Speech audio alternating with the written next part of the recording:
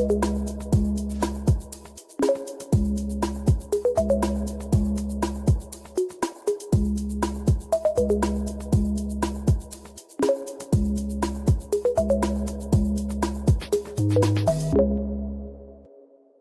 boom, boom, boom, bam, bam, bam, bam. My dear friends, today's topic is very, very important. Are diamonds forever, as James Bond would say, or not? And a bit about security. I'll be talking about all this today with Lukasz. Hi, Lukasz. Hi, Slavik. Are you a James Bond fan? Yes, I like James Bond. Yeah. I have to admit that once, a long, long time ago, when I worked at a rental shop, I watched all the available Bonds over the summer, day after day, and it was a really good adventure. And one of the Bonds is precisely diamonds are forever, right? Diamonds are truly forever, you know? Diamonds are forever. Yes. But it turns out that diamonds aren't quite forever, or at least not in all the ways we thought, because it was always said that one of the best investments, as safe as, I don't know if you can say as safe as a bank, because that in our industry, in our environment, isn't exactly certain. But generally, investing in diamonds is a safe bet, and it turns out that maybe not quite. Yes, and here's a brief introduction because I want to say why we're even talking about this in the context of crypto, because here we are, major witnesses or witnesses to a major event. What we've always said, which is that supply and demand drive the price, has just been, you could say, proven. What's more, it turns out that something that was supposed to be stable, certain, secured by proof of work, suddenly lost its significance. And it's often said in the context of gold that we don't know how much gold is underground. So the supply of gold is unlimited. We don't know how much. But they say, well, gold is hard to mine, right? And that's the element. And it's the same with diamonds. Diamonds are hard to mine. They are extremely rare, very hard to find. Those larger specimens are a real rarity. And then there's the colors. The colors vary. Some are more common, others rarer. In general, a whole ideology has been built here. Of course, it must be said that this ideology didn't build itself.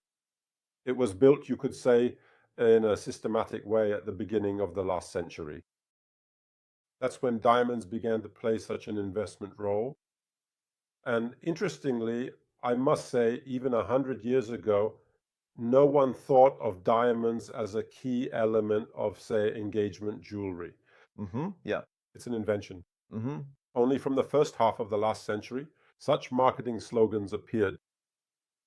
That's when the famous slogan you quoted also appeared, "Diamonds are forever," meaning diamonds are forever. And also those slogans about how a woman looks beautiful in nothing but diamonds. These are slogans built strictly for marketing and to create a demand for diamonds. It reminds me of a chemistry lesson from primary school when we were learning about carbon. Well, a diamond is carbon, and the chemistry teacher told us a sure way to see if we're dealing with a fake. Yes, it's very simple. Will diamonds burn well? Yes, so it's just like with witches. When we accuse someone of being a witch, you just throw her into the river with a stone tied to her neck. If she drowns, she wasn't one. And as we know, witches don't drown, so she's a witch. She'll keep on floating. Irony, of course, but quite macabre. It was the same with diamonds. It was said that diamonds are a sure thing because you can't mine any more of them. You can't suddenly increase production. It's macabrely difficult to increase production. It's a very stable market. There will never be more here. In fact, one of the main players there, De Beers, is a company that you could say rules the diamond market. Well, that hegemon grew up in the last century. It built its entire business around actually limiting supply because it bought up all the diamonds and held on to them, not releasing them to the market. And indeed, diamonds were doing quite well. I remember we once had meetings at Kanga. A man came to us who told us about diamonds and said exactly that. Diamonds can't be faked. Production can't be increased. They're extremely rare, and they build their value on that rarity. Just as gold builds its value on rarity, just as Bitcoin builds its value on rarity. Why Bitcoin appears here, I think you'll understand in a moment. And now, all of a sudden, we see a very strange situation in the market. Let me remind you, in the 1950s, a synthetic diamond was created for the first time. In the United States, of course, then successively. Several countries reported their ability to create synthetic diamonds. The talk was, of course, about industrial diamonds, that is, diamond dust that could be used, for example, to build drill bits, to build various types of abrasive substances so that they could be used in real technological processes. That seemed, shall we say, interesting. Well, obviously, drill bits will be cheaper and so on. The jewelry market as a whole is not under threat. The sixth country to report, or the seventh to report this kind of capability, was China, the early 1960s. And now just imagine what is happening on the market. Diamonds are being promoted more and more. There's talk of this rarity. This rarity is being emphasized, and diamond prices are actually going up. De Beers is reporting record profits measured in hundreds of millions of dollars. And then, quite suddenly, just about 2 years ago, it shows, you could say, a result of essentially zero. And its latest results are in the red. Exactly. What happened there? Well, Chinese factories specializing in diamond production were working on improving that process. To have more and more of those diamonds needed for, let's emphasize this, technological processes. Yes. And you could say that by total coincidence, it suddenly turned out that they are also able to produce jewelry-grade diamonds. Meaning these are synthetic diamonds that are no longer any different from those natural diamonds. It's about the size, the degree of light dispersion, the color. Just 3 or 4 years ago, a diamond specialist could tell a synthetic diamond from a natural diamond. Right now, it's impossible. Only very detailed tests are able to show anything. And De Beers itself has moved away from appraisers who, so to speak, test diamonds organoleptically using their senses are at work here. Because it turned out that those diamonds produced in China, they are, well, just as good as the natural ones. And the cost of producing them is ridiculously low compared to the natural ones. Did the Chinese want to destroy De Beers and the diamond jewelry market? Of course not.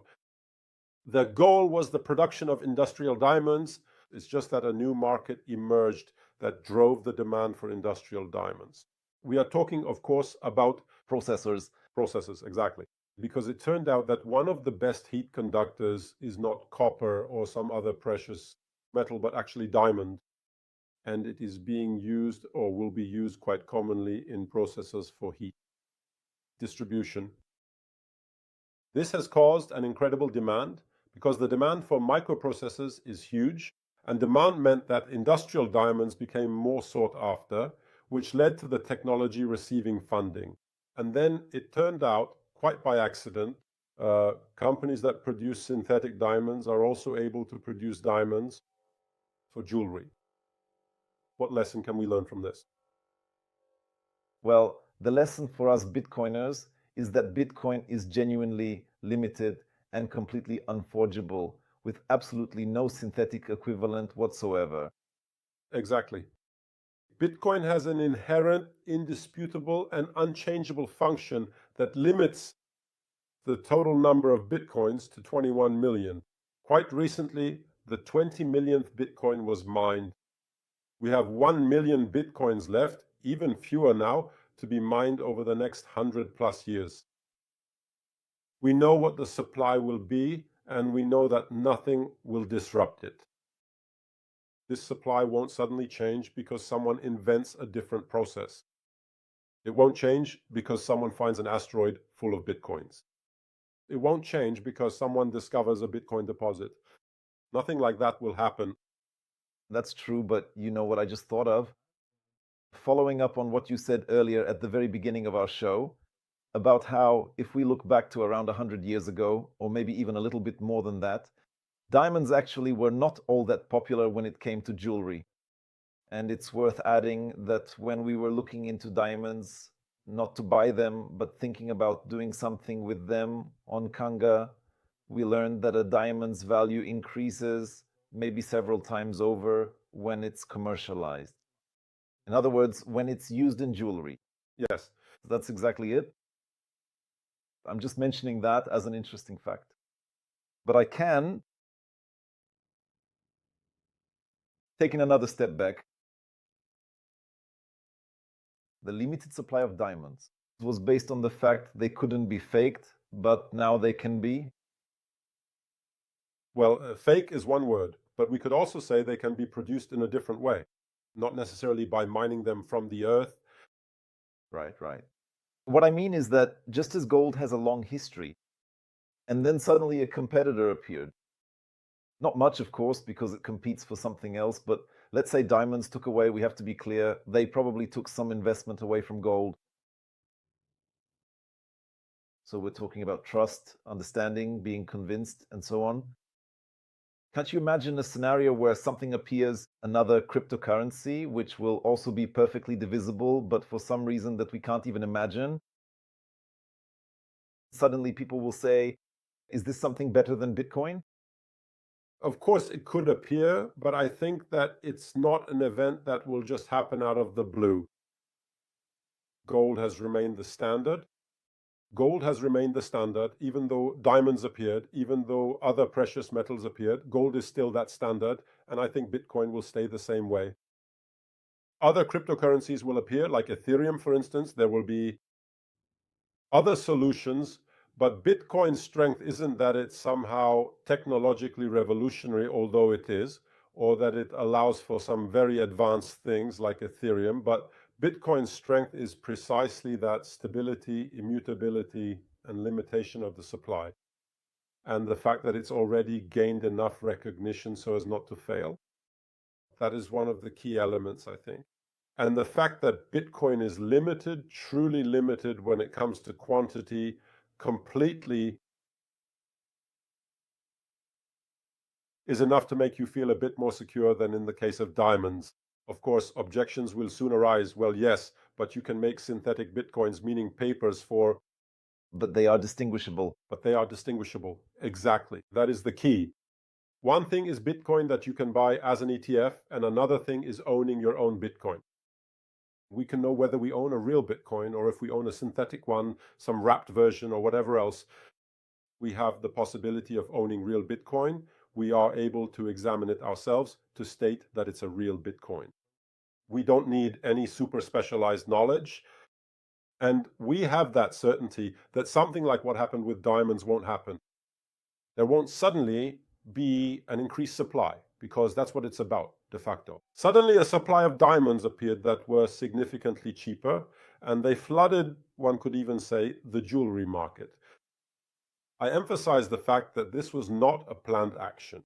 Someone wasn't working with presses for the production of synthetic diamonds in order to destroy the jewelry market. This occurred, one could say, by accident. Lukasz, one more question then,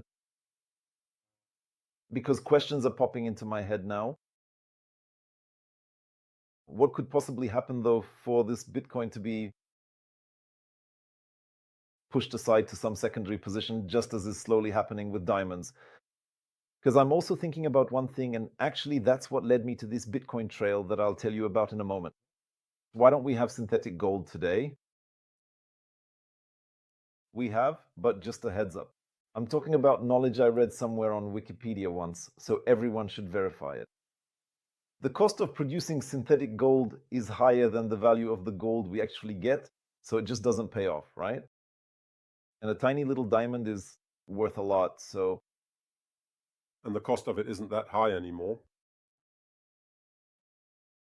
And what happens when it's no longer profitable for miners to mine Bitcoin? Not even mining, because let's say the last one has already been mined.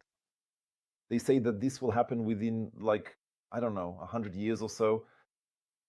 And what if it turns out that the transfer costs or what miners earn from the Bitcoin transfer itself won't be satisfying for them?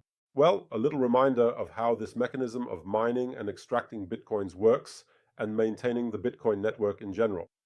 A brief introduction: we have miners who maintain the computers that process these transaction blocks. In exchange for that, miners, I'm oversimplifying, of course, get the yield, meaning they produce new bitcoins. The amount of bitcoins produced is strictly controlled. It decreases roughly every 4 years by half, and that's why we talk about a limited supply of bitcoins. Yes. The more miners there are, the harder it is to mine Bitcoin. It's a self-regulating mechanism also written into the Bitcoin algorithm. The Bitcoin algorithm ensures, or was built, so that no matter how many miners there are and what equipment they have, new Bitcoins appear on average once every 10 minutes. So if suddenly, and there's one more important note, besides the yield in the form of new Bitcoin, Yes. miners also receive additional Bitcoins, which are actually the fees for the transactions that these miners have approved. So when we transfer Bitcoin from address A to address B, we specify how much we want to pay for that transaction. That fee goes directly to the miners. They receive it as a reward for processing and confirming the transaction. At the moment, you could say that these fees used to be insignificant. Now, the value of these fees is starting to be a significant part of the yield, and I think its value will gradually increase. That is, it will turn out that in 20 years, this will be the most important part of the miner's earnings. It will be exactly those transaction fees. Remember, Bitcoin isn't for paying for coffee. Bitcoin is for accumulating value and for storing value, and Bitcoin transfers aren't really meant for doing everyday shopping. Moving gold from Vault A to Vault B also costs something, many times more than a Bitcoin transfer. That's worth noting, and those transfers aren't done often. We usually store gold somewhere, keep it, and every once in a while we make a move with physical gold. Same with the microphone. But look at this, the number of operations, based on what you're saying, on Bitcoin, it won't really grow that much. Well, it will grow because people transfer funds to exchange accounts to trade, or they exchange Bitcoins physically off exchange, then a transaction occurs. So the more popular Bitcoin becomes, the more frequent and numerous those transactions will be. I totally agree. I'm just wondering if that volume of operations will actually be large enough for miners to want to keep mining. And here we touch on a very important point. If a miner says it's not profitable for me to mine, then he turns off his equipment, his mining rigs, and the rest of the miners get more. Because if we assume that Wojtek here behind the camera, Sławek and I are mining Bitcoin equally and we're the only miners, then we split the reward 3 ways. Statistically, 1/3 of the reward goes to each of us. I mean, we each get 1/3 of the reward. If Wojtek decides it's no longer worth it for me and shuts down his machines, then it automatically becomes more profitable for us because we'll each get half. And that's the self-regulating mechanism. I see. I'm trying to imagine a situation. That's the sponsor of today's episode calling. Thank you. Yes, thank you. It's like in Pulp Fiction now, people will be asking themselves, just like everyone wondered what was in that suitcase, now the question is, who was calling you? Write in the comments who's calling Łukasz. Okay, I'm trying to imagine a situation that's unpredictable and could upend Bitcoin. And I'll finish my thought because diamond miners or diamond dealers or whatever we call them, they didn't anticipate something like that, right? Just like we don't assume that something might happen. And I'm thinking that if the reward, the miner's reward, consists only of transaction fees, it might turn out at some point that, well, such a large number of miners as we have now simply won't be sustainable. I would bet that the number of miners might gradually decrease. However, if you look at history, it shows that even though the reward, which is the amount of new Bitcoins being mined, keeps falling, the network's overall power, or mining difficulty, still continues to grow. And here it shows that these transactions, well, people used to do funny Bitcoin transactions just for fun, but now these Bitcoin transactions actually serve a business purpose. And if we transfer $1 million from account A to account B, and we can pay $100 for it, It's still cheaper than if we were to make that transfer using a bank account. All right, I get it. It will always function somehow. These transactions will be needed. They will pay for these transactions, and the miners will receive that. How many of these miners will there be? You're right, that might change, but it's a self-regulating mechanism. Okay, so what popped into my head, and I promise to wrap up this topic now, although I'd love to talk to you about it sometime, is whether such a collapse could actually happen, where the number of miners decreases and the computing power they provide decreases. And suddenly it turns out that Bitcoin's security is at risk because maybe someone will already have enough power to, for example, carry out a 50+1 attack. Yes, theoretically, it is certainly possible. However, I honestly believe that would actually mean that Bitcoin could lose much of its overall significance. Exactly. That its value would also drop. And at that point, this attack wouldn't be entirely profitable either. These are self-regulating mechanisms. Importantly, no one is forcing anyone here. Everyone does it voluntarily because they expect to make money. And this idea shows very well that there is no better mechanism for expecting someone to do something than a fee. There's no point in encouraging someone to do something for an idea out of duty, obligation, or coercion. Payment is the best because it will always work well. The free market works perfectly here. I know, but you know, there's one service we both know, I mean Wikipedia, which sustains itself, which is a phenomenon. Unfortunately, it turns out this can't be replicated, but behind Wikipedia are people who don't make money from it. And another service once, another big tech company wanted to copy Wikipedia and operate just like Wikipedia, but with ads. And Wikipedians, or rather the authors of these articles, were supposed to get from those ads a commission, provided, of course, that they appeared on the pages with their articles. So the better the article they write, the more interesting, and so on. Cool idea, but it didn't work. Exactly, it didn't work. Financial motivation didn't work here, so sometimes financial motivation isn't the most important thing, but we'll talk about that maybe some other time. All right, Lukasz, let's talk briefly about security. Let's treat this more as a teaser for the topic. Right, because you've prepared a rather extensive paper here that I was supposed to review for you, but I haven't had the chance yet. Could you tell us what it's about? How you can lose your crypto. This is a topic that has really intrigued me lately because I've had several conversations with various people asking about security. And I have to tell you that the research honestly shocked me a little bit because it turns out there are actually quite a few different ways to lose your crypto. Let us know in the comments if you would like us to pursue this topic further, or if you want to learn more about how you could potentially lose crypto, just as a little teaser. In non-trivial ways. Yes, in non-trivial ways, yes. So I'll tell one story, which let's treat as an introduction to a possible longer piece. So a certain man decided to transfer 50 million USDT from his exchange account. That's some serious money. Well, he wasn't stupid, mind you. He wasn't stupid. He followed procedures. What do we do first? First, we send a test transfer while we check if it reaches our account. He set up an account, copied the address, pasted it, provided the address to the exchange, transferred a small amount, executed it, the transfer arrived. His computer was secured, uninfected, everything safe, no viruses or anything like that. Then, once the transfer arrived, he says, okay, it works, it works.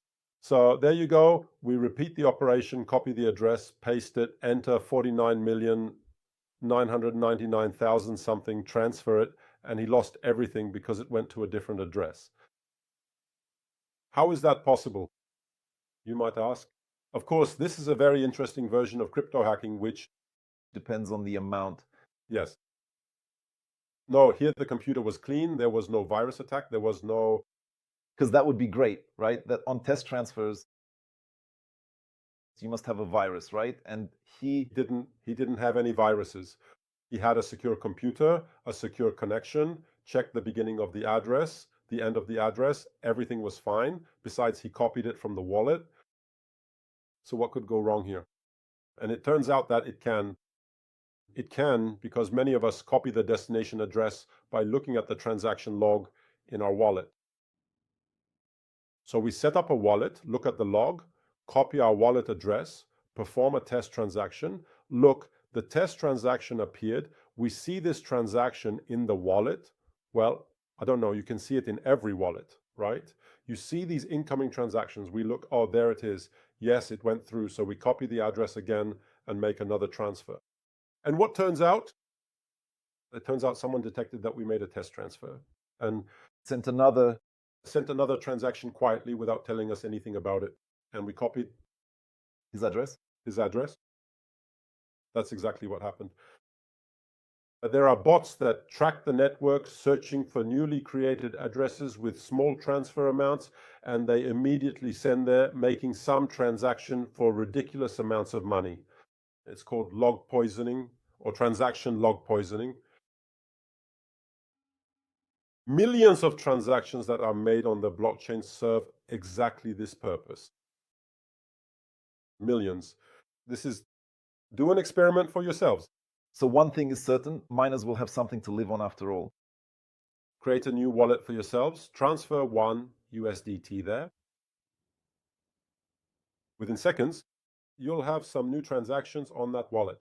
Someone will be sending you some insignificant tokens, doing whatever to your wallet, because bots will notice such movement.